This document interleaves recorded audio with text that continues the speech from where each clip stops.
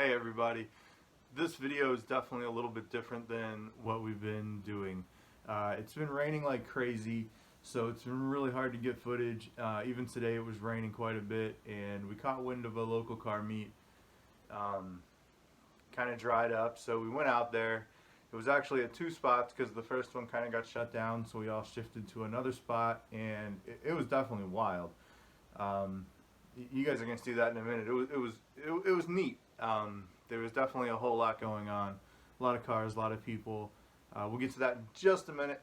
We've also been trying to use this new gimbal. It holds the phone or the GoPro or whatever, keeps everything stable.